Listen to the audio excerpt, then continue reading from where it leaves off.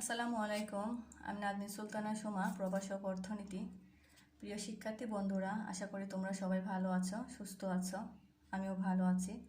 আল্লাহর কাছে লাখ লাখ শুক্রিয়া যে আল্লাহ এখনও আমাদের সুস্থ রেখেছেন। আজকে আমি আমার লেকচার 2 শুরু করব। প্রথম পত্রের প্রথম অধ্যায়, মৌলিক অর্থনৈতিক সমস্যা।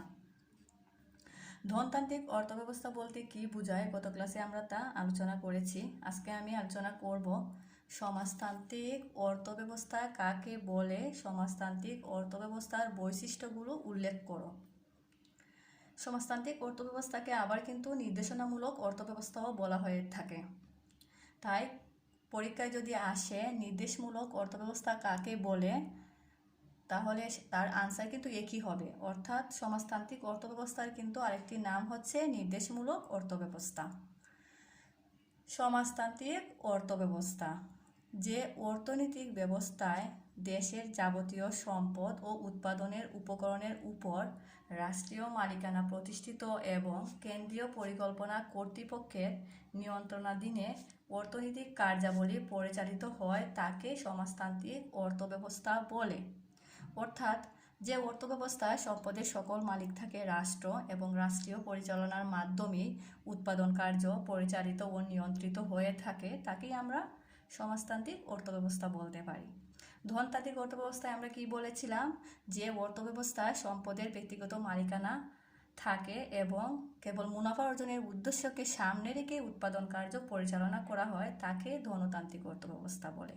কিন্তু সমাজতান্ত্রিক অর্থব্যবস্থায় দেখা যাচ্ছে যে এখানে সম্পদের সকল প্রকার সম্পদের মালিক রাষ্ট্র কিংবা সরকার, আর রাষ্ট্র কিংবা সরকারের নিয়ন্ত্রণাধীনের মাধ্যমে উৎপাদন কার্য পরিচালনা করা হয়ে থাকে। এখন আমরা দেখব সমাজতান্ত্রিক অর্থব্যবস্থার কিছু বৈশিষ্ট্য আছে। এর বৈশিষ্ট্যগুলো হচ্ছে রাষ্ট্রীয় মালিকানা। সমাজতান্ত্রিক অর্থব্যবস্থা বা নির্দেশমূলক অর্থব্যবস্থার অন্যতম বৈশিষ্ট্য হলো এখানে সম্পদের কোনো ব্যক্তিগত মালিকানা থাকে না।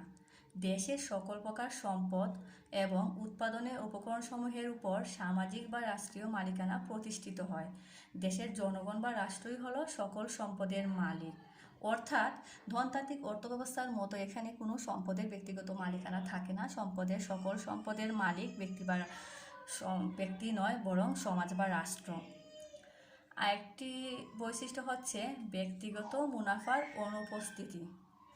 সমাজতান্ত্রিক বা নির্দেশমূলক অর্থব্যবস্থায় ব্যক্তিগত মুনাফার কোনো উপস্থিতি থাকে না। এখানে নির্দেশমূলক অর্থব্যবস্থায় সম্পদের ব্যক্তিগত মালিকানা না থাকায় ব্যক্তিগত মুনাফার কোনো সুযোগ নেই।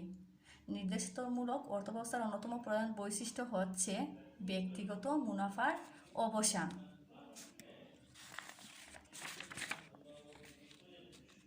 সামাজিক কল্যাণ।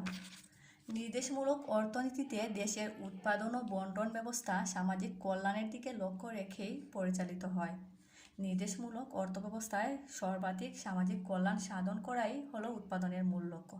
অর্থাৎ ধনতান্ত্রিক অর্থব্যবস্থায় দেখা যায় যে আমরা ব্যক্তিগত কল্যাণকে চরিতার্থ করার জন্যই কেবল উৎপাদন করা হয়, কিন্তু সমাজতান্ত্রিক অর্থনীতি বা সমাজতান্ত্রিক অর্থব্যবস্থায় কেবল ব্যক্তি তার কল্যাণের জন্যই উৎপাদন করে না, বরং রাষ্ট্র সামাজিক কল্যাণকে সামনে রেখেই সকল প্রকার উৎপাদন কার্য পরিচালনা করে। শ্রেণী শোষণ অনুপস্থিত। নির্দেশমূলক অর্থব্যবস্থায় সর্বহারা শ্রেণী আর শোষিত হয় না। অর্থাৎ যারা দরিদ্র তারা যেমন ধনতান্ত্রিক অর্থব্যবস্থা আরও দরিদ্র হয় এবং পুঁজিবাদী যারা তারা আরও পুঁজিপতি হয়। কিন্তু ধনতান্ত্রিক বা সমাজতান্ত্রিক অর্থব্যবস্থায় দেখা যায় পুঁজিবাদ বা ধনতন্ত্রের মতো এখানে বিভিন্ন শ্রেণী, ধনী শ্রেণী, সর্বহারা শ্রেণী এরূপ বিভেদ থাকে না, তাই শোষণও নেই। সামাজিক নিরাপত্তা। নির্দেশমূলক অর্থব্যবস্থায় মানুষের মৌলিক অধিকারের বিষয়গুলো খাদ্য, বস্ত্র, বাসস্থান, শিক্ষা, চিকিৎসার নিশ্চয়তা দেওয়া হয়। এখানে দেখা যায় যে জনগণের মৌলিক চাহিদা যেমন অন্ন, বস্ত্র, বাসস্থান, শিক্ষার নিশ্চয়তা কে দেয়? সমাজ। কিন্তু ধনতান্ত্রিক অর্থব্যবস্থায় কিন্তু সমাজ বা রাষ্ট্র সম্পূর্ণ নিশ্চয়তা বিধান করে না। অথচ সমাজতান্ত্রিক অর্থব্যবস্থা এর সমস্ত দায়িত্ব হচ্ছে সরকার বা রাষ্ট্রের। রাষ্ট্র বা সরকারের অন্যতম লক্ষ্যই হলো জনগণের মৌলিক অধিকারের নিশ্চয়তা প্রদান করা। অবাধ প্রতিযোগিতার অনুপস্থিতি। এ অর্থব্যবস্থায় স্বয়ংক্রিয়ভাবে পণ্যের দাম নির্ধারিত হয় না, কেন্দ্রীয় কর্তৃপক্ষ সকল পণ্যের দাম নির্ধারণ করে, তাই নির্দেশমূলক অর্থব্যবস্থায় অবাধ প্রতিযোগিতা অনুপস্থিত। অর্থাৎ নির্দেশমূলক অর্থব্যবস্থায় কোনো অবাধ প্রতিযোগিতা নেই। এখানে সরকার বা রাষ্ট্র বা কেন্দ্রীয় কর্তৃপক্ষ সকল পণ্যের দাম নির্ধারণ করে থাকে। এখানে ব্যবসায়ীদের কোনো অতিরিক্ত মূল্য প্রদানের কোনো সুযোগ নেই। আমরা যেহেতু ধনতান্ত্রিক অর্থব্যবস্থা এবং সমাজতান্ত্রিক অর্থব্যবস্থার সংজ্ঞা এবং বৈশিষ্ট্য শিখেছি, অবশ্যই আমরা এই দুইয়ের মধ্যে পার্থক্য নির্দেশ করতে পারবো। ধনতান্ত্রিক অর্থব্যবস্থা ও সমাজতান্ত্রিক অর্থব্যবস্থার মধ্যে পার্থক্য নিরূপণ করো। ধনতান্ত্রিক অর্থব্যবস্থা। ধনতান্ত্রিক অর্থব্যবস্থা হলো এমন একটি অর্থব্যবস্থা যেখানে সম্পদের মালিকানা, উৎপাদন, বণ্টন ও ভোগ ইত্যাদি ক্ষেত্রে ব্যক্তির পূর্ণ স্বাধীনতা রয়েছে। আর সমাজতান্ত্রিক অর্থব্যবস্থা হলো সম্পদের ব্যক্তিগত মালিকানা বিদ্যমান থাকে না। অর্থাৎ যেহেতু আমরা ধনতান্ত্রিক অর্থব্যবস্থা ও সমাজতান্ত্রিক অর্থব্যবস্থার মধ্যে কি আমরা অমিল পাই, যে এখানে ব্যক্তির পূর্ণ স্বাধীনতা থাকে না, আর সমাজতন্ত্রে ব্যক্তির পূর্ণ স্বাধীনতা থাকে। এখন হচ্ছে ধনতান্ত্রিক অর্থব্যবস্থা ভোক্তা স্বাধীন, অর্থাৎ ভোক্তা তার ইচ্ছা খুশি মতো যে কোনো পণ্য ভোগ করতে পারবে, কিন্তু সমাজতান্ত্রিক অর্থব্যবস্থায় ভোক্তা স্বাধীন নয়, ভোক্তা ইচ্ছা করলেই যে কোনো পণ্য ভোগ করতে পারবে না। এখানে সরকারের কিছু নিয়ম নীতি আছে, যেমন আমি বলি যে সমাজতান্ত্রিক অর্থব্যবস্থায় যে দ্রব্যগুলো আমাদের মানবদেহের জন্য ক্ষতিকর তা কিন্তু নিষিদ্ধ, আর ধনতান্ত্রিক অর্থব্যবস্থায় কিন্তু নির্দিষ্ট করে দেয়া নেই যে সকল দ্রব্য আমাদের মানবদেহের জন্য ক্ষতিকর তা ভোগ করা যাবে না। এক্ষেত্রে ভোক্তা কি পূর্ণ স্বাধীন, ভোক্তা তার ইচ্ছা অনুযায়ী যে কোনো পণ্য ভোগ করতে পারবে। ধনতান্ত্রিক অর্থব্যবস্থায় শ্রেণী শোষণ উপস্থিত, কিন্তু সমাজতান্ত্রিক অর্থব্যবস্থায় শ্রেণী শোষণ নেই। ধনতান্ত্রিক অর্থব্যবস্থায় অবাধ প্রতিযোগিতা বিদ্যমান, কিন্তু সমাজতান্ত্রিক অর্থব্যবস্থায় অবাধ প্রতিযোগিতার কোনো সুযোগ নেই। ধনতন্ত্রে সুষম উন্নয়ন সাধিত হয় না, কিন্তু সমাজতন্ত্রের অন্যতম লক্ষ্যই হল সুষম উন্নয়ন সাধন করা। ধনতন্ত্র ও সমাজতন্ত্র মিলেই কিন্তু মিশ্র অর্থব্যবস্থা। তাই আমরা এখন দেখব মিশ্র অর্থনৈতিক ব্যবস্থা কাকে বলে। মিশ্র অর্থনৈতিক ব্যবস্থার বৈশিষ্ট্যগুলো উল্লেখ করো।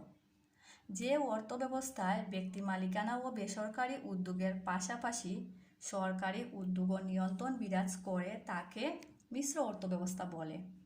অর্থাৎ যে অর্থব্যবস্থায় সরকারি ও বেসরকারি উদ্যোগে উৎপাদন কার্য পরিচালনা ও নিয়ন্ত্রণ করা হয় তাকে সমাজতান্ত্রিক বা তাকে মিশ্র অর্থনৈতিক ব্যবস্থা বলা হয়। অর্থাৎ মিশ্র অর্থনৈতিক ব্যবস্থায় ধনতন্ত্র ও সমাজতন্ত্র পাশাপাশি অবস্থান করে। মিশ্র অর্থনৈতিক ব্যবস্থার কিছু বৈশিষ্ট্য হচ্ছে সরকারি ও বেসরকারি খাতের উপস্থিতি স্বীকৃত। মিশ্র অর্থব্যবস্থায় সম্পদের মালিকানা, উৎপাদন ব্যবস্থা, ব্যবসা বাণিজ্য প্রত্যেক ক্ষেত্রে সরকারি ও বেসরকারি খাতের উপস্থিতি স্বীকৃত। সরকারি বিনিয়োগ।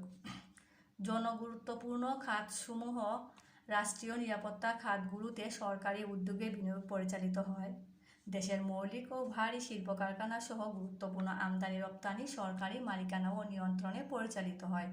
অর্থাৎ মিশ্র অর্থব্যবস্থায় সরকারি বিনিয়োগ রয়েছে, এখানে ভারী শিল্প কারখানাসমূহ এবং আমদানি রপ্তানির ক্ষেত্রে সরকারি মালিকানা ও নিয়ন্ত্রণ হয়।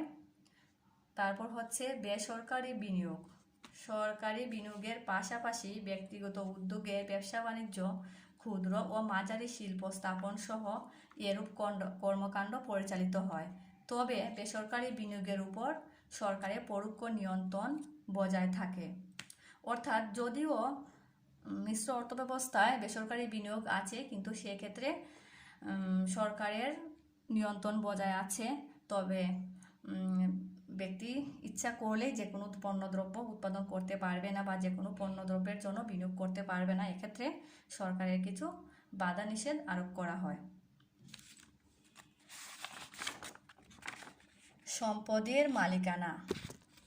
মিশ্র অর্থব্যবস্থায় সরকারের রাষ্ট্রীয় মালিকানার পাশাপাশি ব্যক্তিগত মালিকানাও স্বীকৃত হয়। সম্পদের অর্থাৎ মিশ্র অর্থব্যবস্থায় সম্পদের ব্যক্তি মালিকানা যেমন স্বীকৃত তেমনি রাষ্ট্রীয় মালিকানাও আছে। ব্যক্তি স্বাধীনতা, চিন্তার স্বাধীনতা প্রভৃতি মৌলিক অধিকারসমূহ মিশ্র অর্থব্যবস্থায় স্বীকৃত। অর্থাৎ মিশ্র অর্থব্যবস্থায় ব্যক্তি পূর্ণ স্বাধীন এবং তার মৌলিক অধিকার সম্পর্কে সে নিশ্চিত। ভোক্তার সার্বভৌমত্ব, মিশ্র অর্থনীতিতে ভোক্তার পছন্দকে অনেক গুরুত্ব দেওয়া হয়। ভোক্তার পছন্দ অনুযায়ী দ্রব্য সামগ্রী উৎপাদন করা হয় এবং তারা পছন্দ অনুযায়ী ক্রয় ও ভোগ করতে পারে।